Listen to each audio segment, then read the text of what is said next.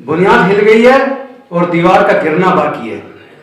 तो दीवार गिराए बिना तो चैन से बैठेंगे नहीं। अब 5 साल 4 महीने के करीब मंत्री रहा हूं, तो मंत्री रह के कभी कभी लगता था जैसे मेरे पर बंधे हुए हैं और उड़ना बहुत ऊंचाई पे है। तो भाई फिर सारी जातियों को छोड़कर बौद्ध बन जाओ कि दर्द तो सब अंदर छुपाए हुए थे, इस घटना के बाद वो दर्द निकल कर बाहर आ गया। किस किस को रोकोगे? 22 प्रतिज्ञाएं देश के कोने कोने में हो रही हैं। इस लड़ाई में कभी कमजोर मत पड़ना। तुमसे पहले ढाल की तरह राजेंद्र गौतम सीना अड़ा के आगे खड़ा मिलेगा। इस लड़ाई को टूटने नहीं देंगे, कमजोर नहीं होने देंगे।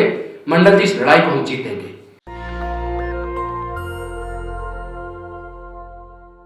क्रांतिकारी साथियों, क्रांतिकारी जय भीम।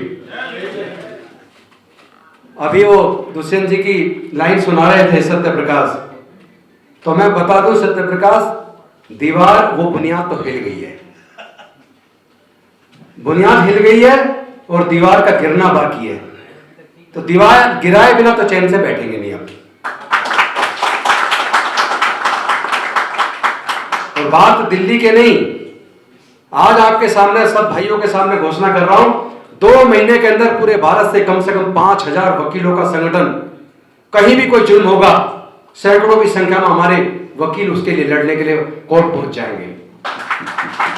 5000 वकील कम से कम आने वाले 2 महीने के अंदर तैयार करेंगे, क्योंकि ये लड़ाई न्याय की है।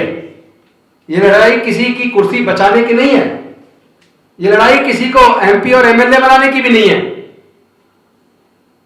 क्योंकि ये जो एमपी एमएलए हम बनते हैं, मंत्री बनते हैं, ये तो डॉक्टर बाबा साहब अम्बेडकर रास्ता बना कर गए, वरना गांव का प्रधान कोई हमें बनाने के लिए तैयार नहीं आज भी। बल्कि सच बताऊं अपना अनुभव, तो 5 साल 4 महीने के करीब मंत्री रहा हूं, तो मंत्री रह के कभी कभी लगता था जैसे मेरे पर बंधे हुए हैं और उड़ना बहुत ऊंचाई पे है। क्योंकि क्या मेरे समाज की बहन बेटियों की इज्जत टूटना बंद हो गई? क्या ये सच नहीं है कि आज भी हमारे युवाओं की मूंछ रखने पर हत्या हो रही है? आज भी हमारे युवाओं की घड़े छूने पर हत्या हो रही है? आज भी हमारे समाज के लोगों की मंदिर प्रवेश पर, मूर्ति छूने पर हत्या हो रही है? बदला क्या? ऐसा कोई राज्य नहीं है जिसके अंदर अनेकों विधायक और सांसद हमारे समाज के जीत के न जाते हों बाबा साहेब के दिए रिजर्वेशन से। ऐसी कोई राज्य सरकार नहीं है जिसके अंदर SC ST के मंत्री ना हो। केंद्र में भी बहुत सारे मंत्री हैं, लेकिन मैं आप सबसे पूछना चाहता हूं, क्या समस्या का समाधान हो गया? 2 राष्ट्रपति पहले रह चुके और तीसरी राष्ट्रपति अब है। क्या हमारे समाज पे होने वाले जुर्म जाति बंद हो गई? पूरे देश के किसी भी पार्टी का एक नेता बता दो, जब हमारे समाज के ऊपर जुर्म जाति होती है, बहनों का बलात्कार करके हत्या होती है और हमारे मुद्दों को कोई और उठाता हो। सबसे ज्यादा शर्म तब आती है जब किसी दलित के साथ जुर्म हो और उस पॉलिटिकल पार्टी के SC ST विंग प्रदर्शन करती है। क्यों भाई? SC ST पे जुर्म होगा तो SC ST आवाज उठाएगा, कश्मीरी पंडित पे जुर्म होगा तो पूरी की पूरी पार्टी आवाज उठाएगी। ये दोहरा चरित्र चलने वाला नहीं है।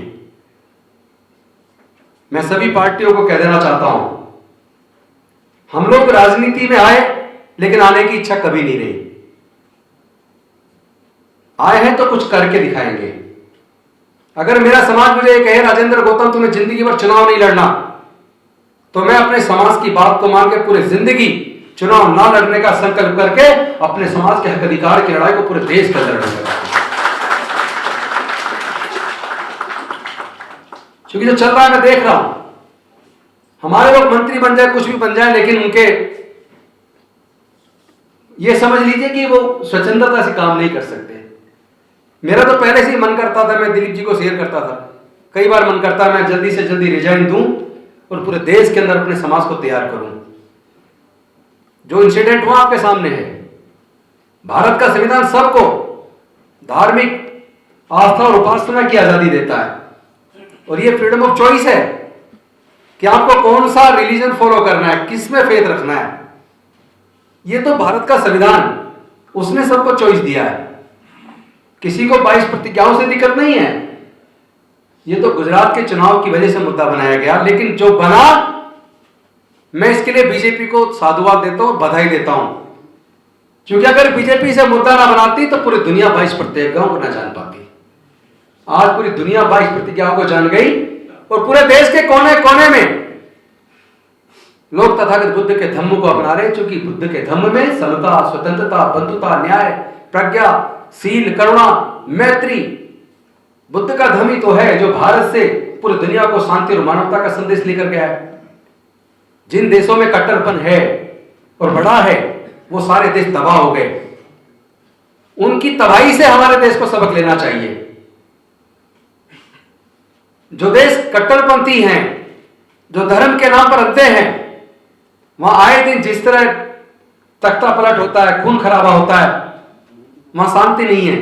और जहां शांति नहीं होती वहां खुशहाली नहीं होती, वहां तरक्की नहीं होती, वहां प्रगति नहीं होती। बुद्ध का धर्म भारत से गया और लगभग 56 देशों ने अपनाया। 128 देशों में बुद्ध के धर्म को मानने वाले लोग हैं। मैं आज अपने आप को बड़ा गौरवान्वित महसूस कर रहा हूं कि जिस तरह पहले कोई भी घटना होती थी तो उन हर घटना पे हम 50-50, 100 वकील कोर्ट में जाकर अपने लोगों की हक की लड़ाई को लड़ते थे। अब वो और ज्यादा ताकत के रूप में हम तैयार हो रहे हैं। मैं अपने आप को बहुत बलशाली महसूस कर रहा हूं। आज ही मेरे ससुर की डेथ हुई तो मेरे पास दो रास्ते थे। एक तो ये कि मैं अपने परिवार के साथ बस उसमें दुख में शामिल रहूं। फिर मैंने सोचा life is moving not a resting. जीवन चलने का नाम है, रुकने का नाम नहीं है। मैं क्रीमेशन से सीधा फ्री होते ही बच्चों को कहा तुम वहां जाओ और मैं प्रोग्राम में जाता हूं। तो ये कुछ संकल्प है जो हमने अपने मस्तिष्क में लिया है। लड़ाई छोटी नहीं है। लड़ाई इसलिए बन गई है क्योंकि उन लोगों की नींद हराम हो गई जो लोग हजारों साल से, जिन्होंने धर्मशास्त्र में लिखकर हमारे लोगों को 3500 साल तक पढ़ने लिखने से, ज्ञान से वंचित रखा। लगभग 3500 साल तक हमारे लोगों को संपत्ति से, व्यापार करने से वंचित रखा। मैं पूछना चाहता हूं, देश के अंदर जितने प्राकृतिक संसाधन हैं, तमाम तरह की खनिज पदार्थ की खाने हैं या खेत की जमीन है, क्या कोई अपनी मां के पेट से लेकर पैदा हुआ है? मां के पेट से तो लेके कोई नहीं आया। फिर कुछ ही लोग देश के सारे संसाधनों पर काबिज क्यों हैं? कुछ ही लोग उस देश के सारे संसाधनों के मालिक क्यों हैं जिससे अरबों खरबों रुपए पैदा होता है? उसमें देश के बहुजनों का हिस्सा कहां है? मुझे पूरे देश में, क्या पूरी दुनिया में एक एग्जाम्पल बता दो जब किसी को कोई गंभीर बीमारी हो जाए और डॉक्टर कहे आपको डबल ऑपरेशन होना, बड़ा ऑपरेशन होना, आप 20 यूनिट ब्लड का इंतजाम करो। जिसका ऑपरेशन होना जो पीड़ित है, पूरे दुनिया का कोई एक एग्जाम्पल मुझे दिखा दो जो ये कहे कि मुझे ऑपरेशन के लिए केवल ब्राह्मण का ब्लड चाहिए, या मुझे केवल मुसलमान का चाहिए, या सिख या ईसाई का चाहिए। जब जान बचानी हो तो कहते हैं ब्लड डोनेट करवा दो 20 यूनिट, कोई भी दे दे। इसका मतलब जाति कुदरत ने नहीं बनाई। अगर जानवर का खून इंसान को चढ़ जाता तो फिर किसी इंसान को शायद ब्लड डोनेशन की जरूरत ना पड़ती। हमें यह पहचानना होगा वो कौन लोग हैं जिन्होंने जातियां बनाई और जाति के बनने से कौन फायदे में रहा और जाति के बनने से हजारों साल से कौन लोग हैं जो नुकसान में हैं। तो जाति की वजह से तो बहुजन समाज के लोग नुकसान में हैं। लेकिन अगर हमारे साथ जो लगातार जुल्म चल रहा है, अगर मैं इसके लिए किसी को ज्यादा जिम्मेदार मानता हूं तो मैं जाति बनाने वालों को ज्यादा जिम्मेदार नहीं मानता। मैं अपने बहुजन समाज के उन लोगों को इसके लिए जिम्मेदार मानता हूं जो किसी ने चालाकी से पहले जाति बनाई, लेकिन आज हम अपनी मर्जी से जातियों में बने हुए हैं। हम आखिर जातियों को छोड़ने में हमें दिक्कत क्या है? एक तरफ हम कहते हैं जाति की वजह से हमारा उत्पीड़न हो रहा है, तो फिर भी जाति में क्यों बने हो? छोड़ दो जातियों को। बाबा साहब तो रास्ता बता कर गए, बुद्ध का धम्म देकर गए। बुद्ध के धम्म में तो कोई जाति के लिए स्थान नहीं है। जिस प्रकार अनेकों नदियां अलग अलग नाम से जानी जाती हैं, लेकिन जब जाकर वो समुद्र में गिर जाती हैं, अपनी पहचान खो देती है, उसके पानी को कोई निकाल के एक लोटा ये नहीं बता सकता ये कौन सी नदी का पानी है। तब तो सब कहेंगे समुद्र का पानी है। तो भाई फिर सारी जातियों को छोड़कर बौद्ध बन जाओ, उसके बाद आपकी जातियां खत्म। और जिस दिन आपकी जाति खत्म उस दिन आप 88% हो। राज भी तुम्हारा, सत्ता भी तुम्हारी, संसाधन भी तुम्हारा, और स्वाभिमान के साथ जीना सीख लो। मैं समझता हूं गुलामों की तरह जीने से बेहतर है सम्मान के साथ चाहे एक दिन का जीवन हो, लाइफ लंबी बेशक ना हो, लेकिन स्वाभिमान से परिपूर्ण होनी चाहिए। बाबा साहब छोटी मोटी कोई चीज नहीं थे। बाबा साहब का चिंतन इतना गहरा है। मुझे लगता है कि जो बाबा साहब उम्मीद करते थे कि हमारे पढ़े लिखे लोग आएंगे और इस मूवमेंट को लेके चलेंगे, कहीं ना कहीं यह मन को कचोटता था। हमेशा लगता था इस लड़ाई को आगे कैसे बढ़ाया जाए। जिसको देखो समाज से शुरुआत करता है और एमपी एमएलए मंत्री बनके खत्म हो जाता है, लड़ाई छूट जाती है। जिन लोगों के हाथ में बहुमत से सत्ता दी, वहां भी लड़ाई छूट गई। अगर केवल मुख्यमंत्री, प्रधानमंत्री, राष्ट्रपति बनने से समाधान हो जाता तो हमारे 2 राष्ट्रपति बन चुके, तीसरे बने हुए, फिर तो समाधान हो जाना चाहिए समस्या का। समाधान नहीं है। हमें तो अपना हक लड़ के लेना होगा। वैसे भी हक कोई मांगने से देता नहीं है, हक तो छीनना होगा। हम लोगों ने, मैंने एक वो लगाई थी आरटीआई, क्योंकि मेरे पास ऐसे बहुत सारे आंकड़े हैं, बहुत सारे साथी लोग देते हैं, जिसमें सिविल सर्विसेज का इंटरव्यू जब होता है तो एससी एसटी का इंटरव्यू अलग होता है और जनरल का इंटरव्यू अलग होता है। इंटरव्यू लेने के वाले के पास इंटरव्यू देने वाले की कास्ट का भी पता होता है और उसके कितने नंबर रिटर्न में है वो भी होता है। तो हमारे आदमी जो लोग टॉपर्स में होते हैं, जिनका जर्नल में नंबर आने वाला होता है, वो लोग इंटरव्यू में जानबूझकर पक्षपात करते हैं, उनको कम नंबर देते हैं ताकि वो लोग जनरल सीट पे ना आ पाए।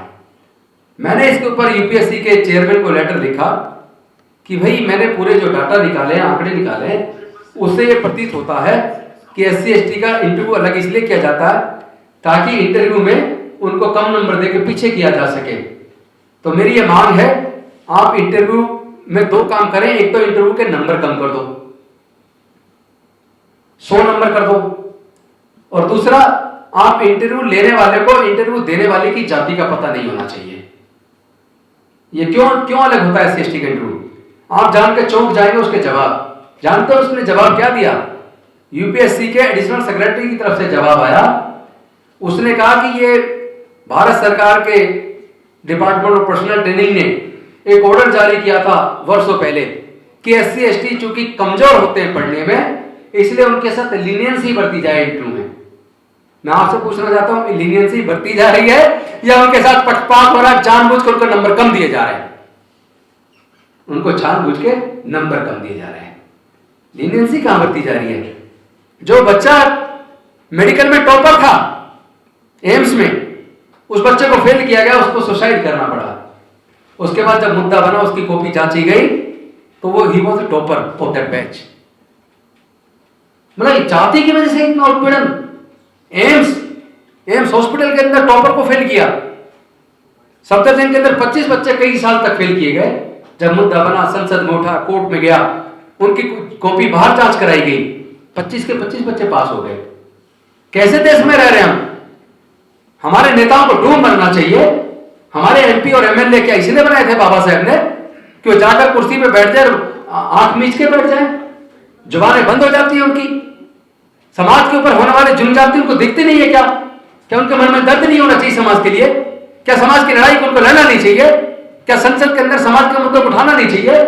Are we truly representing our society? Indeed, no. We are not truly representing our society because we are not raising issues of our community. We are keeping mum. ये शर्म की बात है। चुप्पी साध लेते हैं हम लोग। विधानसभा के अंदर, संसद के अंदर ऐसे बैठ जाते हैं जैसे किसी ने कुछ चिपका दिया हो। बोलते नहीं है। भाई किसने दिया था रिजर्वेशन? ये रिप्रेजेंटेशन है, रिप्रेजेंटेशन टू दी सोसाइटी। आप अगर वहां हैं तो समाज को रिप्रेजेंट कर रहे हैं, पर क्या वास्तव में रिप्रेजेंट कर रहे हैं? धोखा तो नहीं दे रहे हैं? मुझे प्रतीत होता है लोग धोखा दे रहे हैं। ऐसे एमपी एमएलए बनने से क्या फायदा? ऐसे मंत्री भी बन के बैठ जाए और अपने समाज की बात को भी ना कर पाए, तो ऐसे मंत्री बन के या कुछ भी पा जाए, उसका फायदा क्या है? हमारा आदमी राष्ट्रपति बनता है तो दलित राष्ट्रपति, हमारा आदमी मुख्य न्यायाधीश बनता है तो दलित मुख्य न्यायाधीश। तो ये क्या है? कौन लोग हैं वो जो हमारी अलग आइडेंटिफिकेशन बना रहे हैं? मैं समझता हूं कि आज एक तो मैं आप सबका आभार व्यक्त करता हूं, आपने मुझे बुलाया, और मैं आपको एक प्रॉमिस जरूर करूंगा, मैं मर सकता हूं पर झुकूंगा नहीं, किसी कीमत पे नहीं झुकूंगा। और अम्बेडकराइट होना किसी भी बड़े से बड़ी कुर्सी से अपना आप में बहुत मजबूत है, बहुत बड़ा है। कोई कितने बड़ी कुर्सी पे बैठा हो, याद रहे एक बार उसकी तुलना किसी सच्चे अम्बेडकरवादी से कर लेना, उसके सामने आपको उसका पेशाब निकल जाएगा। हम लोगों ने तय किया है पूरे देश के अंदर हम अब जाएंगे। जितना पूरे दुनिया से मुझे फोन आए, पूरे दुनिया से और भारत के कोने कोने से, मुझे तो पहली बार लगा है कि दर्द तो सब अंदर छुपाए हुए थे, इस घटना के बाद वो दर्द निकल कर बाहर आ गया। किस किस को रोकोगे? 22 प्रतिज्ञाएं देश के कोने कोने में हो रही है। कोई गीत गा के कर रहा है तो कोई दूसरे तरीके से कर रहा है, करके गौरवान्वित महसूस कर रहा है, उसे गौरव की अनुभूति हो रही है।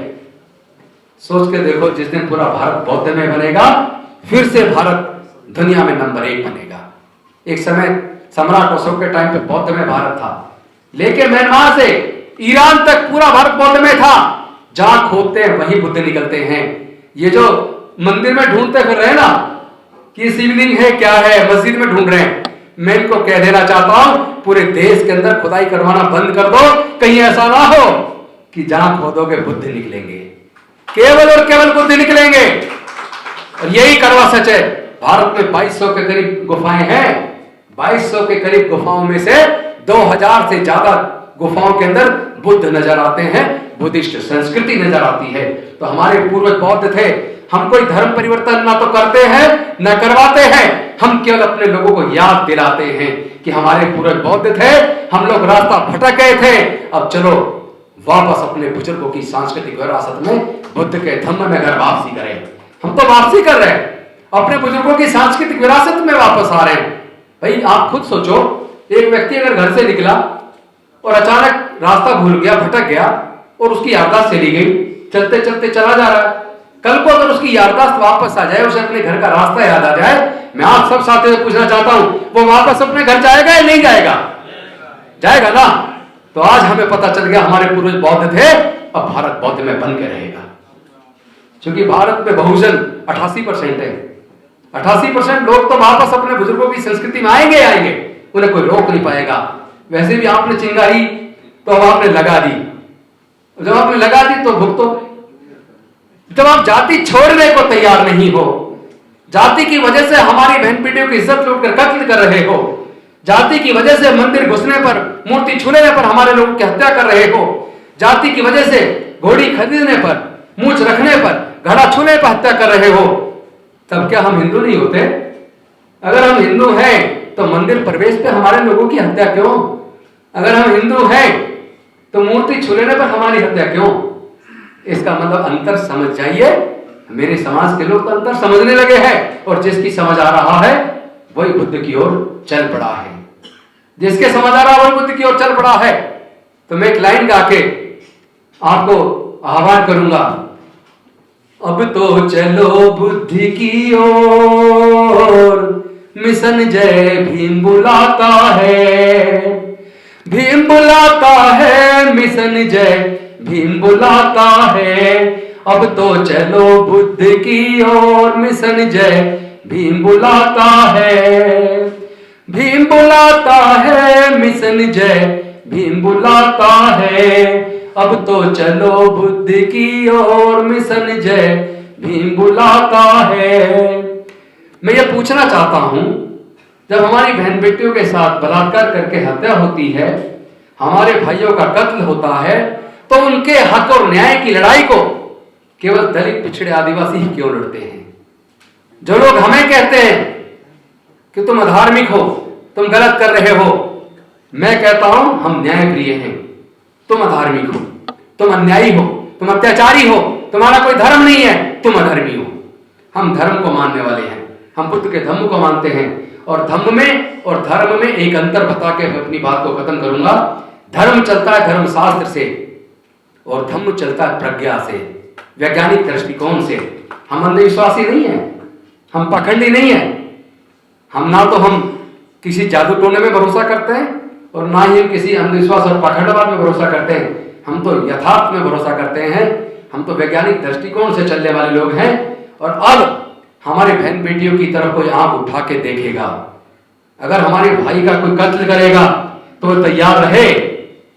हमारे समाज के लोग और ज्यादा बर्दाश्त करने की नीयत में नहीं है। हम अपने समाज के हक अधिकार की लड़ाई को बेहद मजबूती के साथ लड़ेंगे। और हर मुद्दे पे हमारे हजारों वकील, हमारे समाज के अलग अलग पेशे से जुड़े लोग पूरे देश के अंदर तैयार हो गए। मेरी पूरे देश में बात चल रही है, अब इस न्याय की लड़ाई को अंजाम तक पहुंचाएंगे। जो डॉक्टर बाबा साहेब अम्बेडकर का सपना था ना, बौद्ध में भारत का सपना, और ऐसा सपना जिसके अंदर कोई ऊंच नीच ना हो, छुआछूत ना हो, जिसमें किसी के साथ अन्याय ना हो, उसी तरह के भारत का निर्माण करना है, जहां समता, स्वतंत्रता, बंधुता, न्याय, प्रज्ञा, शील, करुणा और मैत्री हो। उसी भारत का निर्माण करना है। किसी सूरत पे चैन से नहीं बैठेंगे और मिलके अब इस लड़ाई को देश के कोने कोने तक लेकर जाएंगे। और देश के अंदर किसी भी कोने में कहीं भी हमारे भाई बहन के साथ कोई भी उत्पीड़न की घटना होगी तो उसको जवाब कोर्ट के अंदर भी देंगे और रोड पे भी देंगे। और मैं फिर दोहरा रहा हूं, जिस दिन मेरा समाज ये तय कर देगा, क्योंकि मैं तो निकल पड़ा पूरे देश में जाना है, लेकिन जिस दिन मेरा समाज ये कहेगा पूरी तरह राजनीति छोड़ दो, उस दिन मैं आप सबके बीच में संकल्प ले रहा हूं, बाबा साहब के सामने ये प्रतिज्ञा है मेरी। जिस दिन मेरे समाज ने कहा पूरी तरह राजनीति छोड़ो, केवल समाज की लड़ाई लड़ो, केवल धर्म के लिए काम करो, मैं राजनीति छोड़ के केवल और केवल समाज की लड़ाई को और धर्म की लड़ाई को लड़ूंगा। यही मेरा अंतिम निर्णय है। मैं अपने आप कोई निर्णय नहीं लूंगा। मेरा निर्णय मेरे समाज ने, जिसने मुझे इतना ताकतवर बनाया, जो रात दिन मेरे साथ कंधे से कंधा मिलाकर खड़ा है, यहां तक कि जो मेरे किसी मुद्दे पर थोड़े बहुत अगर वैचारिक मतभेद भी था, वो लोग भी सारे पूरे देश के कोने कोने से साथ खड़े हो गए। क्योंकि वैचारिक मतभेद तो होना चाहिए, मनभेद नहीं होना चाहिए। सारे के सारे लोगों को विचार नहीं मिल सकते, पांचों उंगली बराबर नहीं होती, हर आदमी की अपनी सोच होती है। लेकिन अल्टीमेटली हमें समाज की इस लड़ाई को लड़के जीत हासिल करनी है। और आज आपको शेयर करते मुझे एक और खुशी हो रही है और अभिमान भी हो रहा है, इस बात का गर्व भी हो रहा है कि वो सत्य प्रकाश मेरा छोटा भाई, जब हम बच्चों को फ्री पढ़ाते थे, कभी उसको भी हमने फ्री पढ़ाया है। आज वो समाज की लड़ाई में अग्रणी होकर तैयार है, लड़ता है, हर जगह जाके लड़ता है। तो इसका मतलब हम जो जिन बच्चों को हमने फ्री पढ़ाया, उन्हीं बच्चों में से कट्टर अम्बेडकरवादी सिपाही तैयार हो गए, पूरे देश की लड़ाई लड़ने के लिए तैयार हैं। इस बात का मुझे गौरव है। सत्य प्रकाश, मुझे तुम पे गर्व है। इस लड़ाई में कभी कमजोर मत पड़ना। तुमसे पहले ढाल की तरह राजेंद्र गौतम सीना अड़ा के आगे खड़ा मिलेगा। इस लड़ाई को टूटने नहीं देंगे, कमजोर नहीं होने देंगे। मंडल जी, इस लड़ाई को हम जीतेंगे, हम लड़ेंगे, हम जीतेंगे। अब एक नारे के साथ, निवेदन के साथ, क्योंकि उसी में सारा सार है। जाति छोड़ो समाज जोड़ो, जाति छोड़ो समाज जोड़ो, जाति छोड़ो। बौद्ध धर्म की क्या पहचान, बौद्ध धर्म की क्या पहचान, बौद्ध धर्म की क्या पहचान। जय जय जय जय जय भीम, जय जय जय जय जय भीम, जय जय जय जय जय भीम।